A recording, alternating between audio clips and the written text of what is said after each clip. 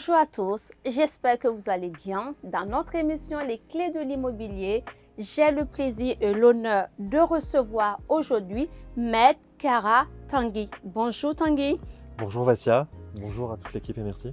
Tanguy, est-ce que vous pouvez nous présenter votre parcours? Je suis maintenant avocat depuis 10 ans, spécialisé principalement en droit de l'immobilier, droit des affaires, et installé au Canet depuis le début de l'année. Et donc je crois qu'aujourd'hui nous allons aborder une thématique très intéressante qui me tient à cœur. Tout à fait. Avec Tanguy, j'ai vraiment l'honneur de vous faire découvrir une thématique qui me tient également à cœur, c'est la vente à la bougie. Tanguy, qu'est-ce que c'est que la vente à la bougie? Oui, Vassia, alors tout à fait. La vente à la bougie est une vente qui vient de la tradition romaine et qui est reprise principalement dans les ventes amiables à la chambre des notaires et qui sont donc organisées par des notaires.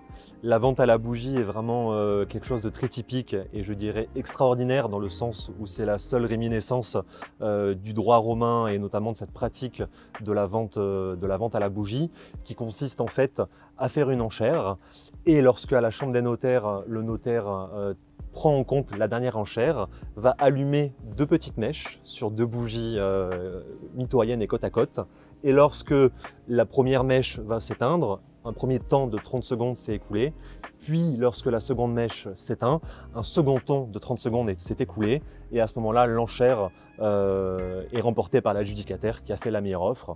Et c'est un côté, c'est vrai, assez sérieux, mais en même temps assez mystique, dans la mesure où l'acquéreur du bien immobilier est fêté par une sorte de fumée qui s'évapore et qui s'éteint.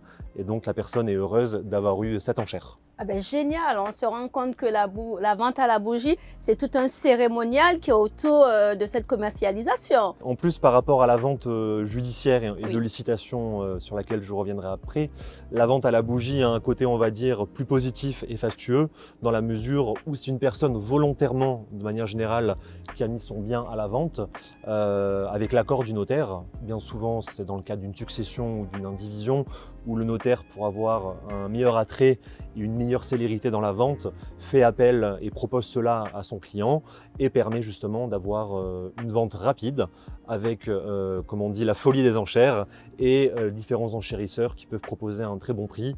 Et donc, si le prix convient à tout le monde, parce qu'il y a un prix plancher, donc il y a un prix sous lequel on ne descend pas. Et si le prix convient, donc c'est l'enchérisseur final qui a l'enchère. Et en général, les choses se passent très bien.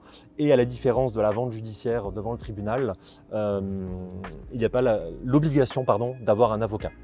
Donc c'est un particulier lui-même qui peut, lors des publicités qui sont faites dans un journal d'annonce légale et auprès de la chambre des notaires, de lui-même aller enchérir. Selon ses possibilités, il y a juste un chèque de banque à remettre au début de l'enchère et à respecter donc ce formalisme, pièce d'identité et puis également justificatif de capacité de pouvoir acheter. Eh bien, c'est génial tout ce que nous sommes en train d'apprendre de par votre expertise. Alors Tanguy, pouvez-vous nous parler de l'historique de la vente aux enchères? Oui, et donc je vous remercie Vassia pour cette question qui est très intéressante parce que l'essence même des ventes aux enchères vient de l'Antiquité et du droit romain.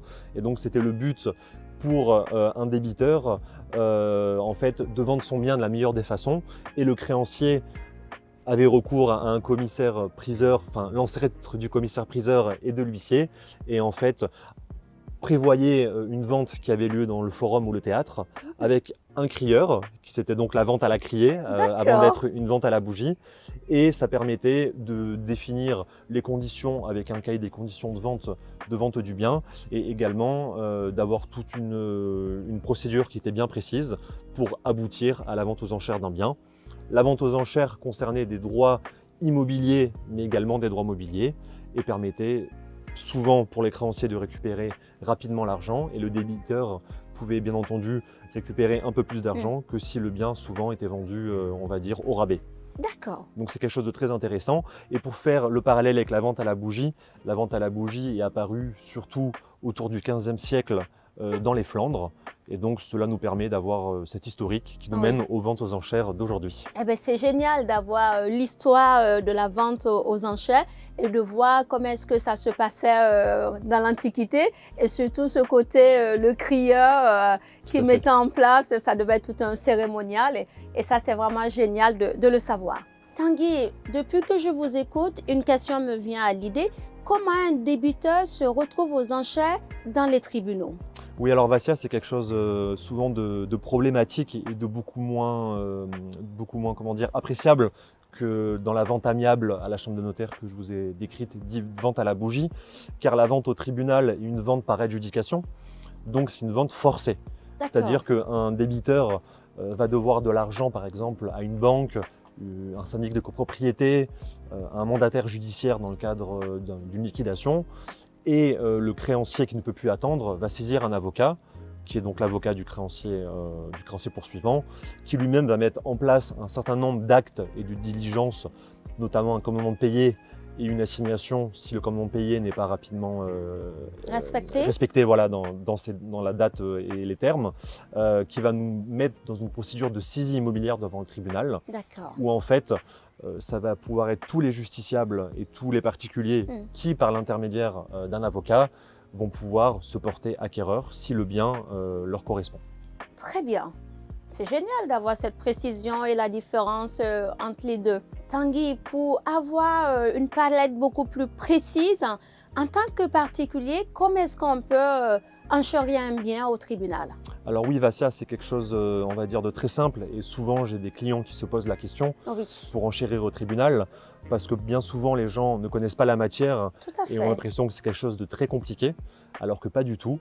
Avant la vente aux enchères, qui est donc souvent le jeudi matin, même toujours le jeudi matin grâce à 9 h, vous avez des publicités légales qui sont faites dans des journaux d'annonces légales, notamment par exemple Nice Matin ou La Tribune, ce qui sont les plus connus.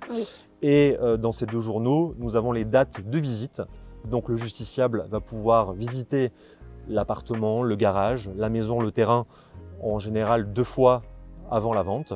Et après, c'est très simple, il suffit d'aller voir son avocat, de lui remettre une carte d'identité, également un pouvoir avec l'enchère limite et maximale sur laquelle l'avocat peut porter le bien, le chèque de banque, le fameux chèque de banque qui doit être de 10% de l'enchère et notamment dans la limite de 3 000 €. D'accord. Et in fine, il y a une différence à faire également avec les marchands de biens qui, eux, doivent remettre, on va dire, un cabis et leur statut et également la carte d'identité du gérant pour pouvoir enchérir donc aux enchères avec leur avocat qui est présent. L'enchère en général dure 1 minute 30 minimum, mais bien souvent l'enchère peut durer 5, 10, 15 minutes suivant la passion des gens et également les enchères qui parfois sur un bien qui peut commencer à 20 000 € peut se vendre pour un T2 par exemple entre 200 et 400 000 € suivant le lieu, les capacités bien entendu et l'entrain des gens et la dynamique de la salle, tout à fait.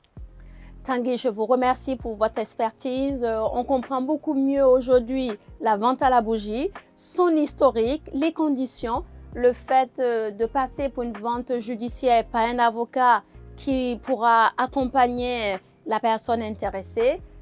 Merci de nous avoir suivis. Nous vous souhaitons une excellente journée. Nous vous disons à la prochaine dans un prochain épisode et merci encore à vous Tanguy. Merci à vous Vassia pour cette invitation.